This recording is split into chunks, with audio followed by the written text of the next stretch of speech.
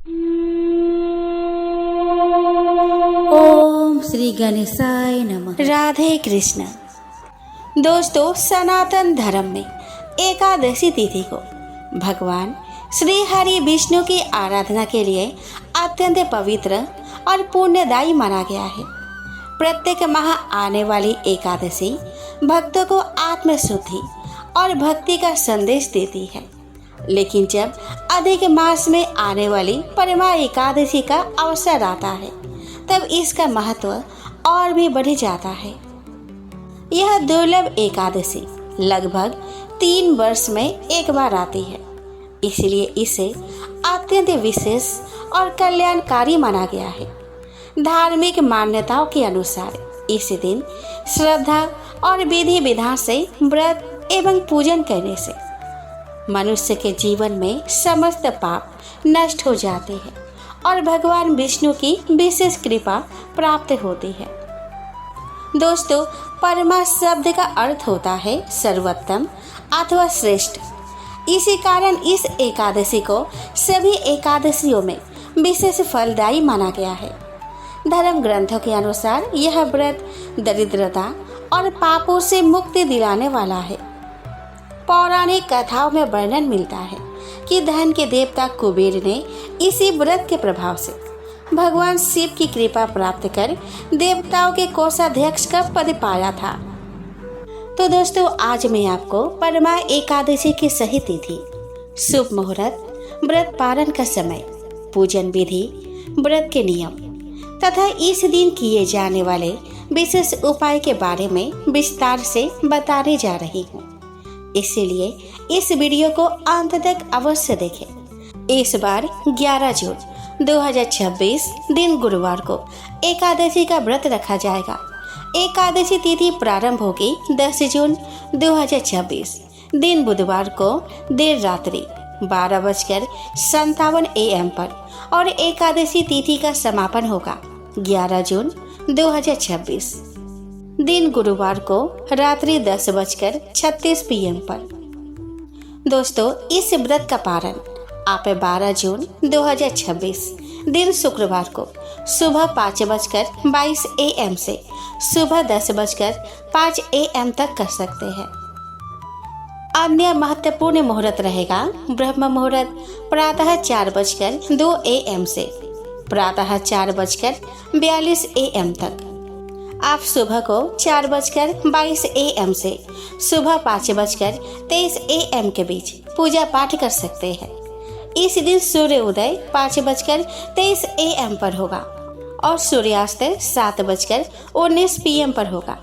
संध्या के समय आप 7:19 PM से 8:19 PM तक पूजा पाठ कर सकते हैं। इस दिन अभिजीत मुहूर्त सुबह 11:53 AM से 12:49 PM तक रहेगा। राहु काल 2:05 PM से 3:50 PM तक रहेगा और इस दिन पूरे दिन एवं पूरी रात्रि सर्वार्थ सिद्ध योग रहने वाला है। विशेष बात यह है कि 12 जून 2026 दिन शुक्रवार को शुक्र प्रदोष व्रत भी है। जो श्रद्धालु एकादशी और प्रदोष व्रत दोनों रखना चाहते हैं वे प्रातः 5:22 AM से 10:05 AM के बीच भगवान विष्णु को अर्पित भोग का एक चावल का दाना ग्रहण करके एकादशी व्रत का पालन कर सकते हैं और उसके बाद प्रदोष व्रत जारी रख सकते हैं।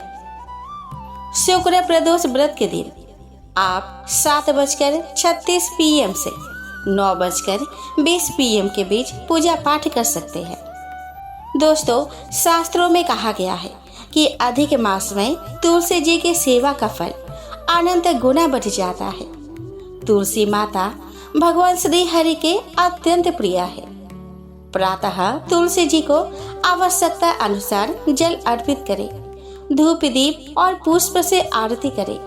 तुलसी माता की 3, 4 या 11 परिक्रमा करें। उनके समक्ष बैठकर हरे कृष्ण महामंत्र का जप करें। सायकाल में तुलसी जी के समीप घी का दीपक अवश्य जलाएं। बहुत लोग मानते हैं कि एकादशी रविवार या द्वादशी के दिन तुलसी में जल नहीं देना चाहिए, किंतु यह मान्यता सर्वमान्य शास्त्रीय नियम नहीं है। यदि गर्मी के कारण तुलसी माता को जल की आवश्यकता हो तो उनकी सेवा एवं संरक्षण के लिए जल अर्पित किया जा सकता है। तुलसी माता की रक्षा और सेवा भी एक महत्वपूर्ण धार्मिक कर्तव्य है। दोस्तों, 10वीं तिथि 10 जून 2026 को है और इस दिन केवल सात्विक भोजन ही करें। लहसुन, प्याज, मांस, मदिरा आदि का त्याग करें। ब्रह्मचर्य का पालन करें। मन, वचन और कर्म की शुद्धता बनाए रखें। 11 जून 2026 यानी कि एकादशी तिथि के दिन ब्रह्म मुहूर्त में उठकर स्नान करें। भगवान विष्णु और माता लक्ष्मी का पूजन करें। अपनी क्षमता के अनुसार सजल, फलहार या निर्जल व्रत रखें। अधिक से अधिक हरि नाम जप करें, भजन करें, कीर्तन एवं कथा श्रवण करें। क्रोध, निंदा और असत्य भाषण से दूर रहे। 22 जून यानी कि द्वादशी तिथि के दिन प्रातः 5:22 AM से 10:05 AM के बीच व्रत का पालन कर ले। 22 जून यानी कि द्वादशी तिथि के दिन प्रातः 5:22 AM से 10:05 AM के बीच व्रत का पालन करें। भगवान विष्णु को भोग अर्पित करके प्रसाद ग्रहण करें। सामर्थ्य अनुसार दान पुण्य करें।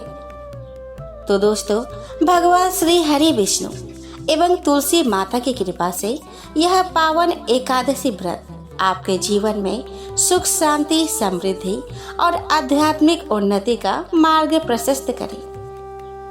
ओम नमः भगवते वासुदेवाय।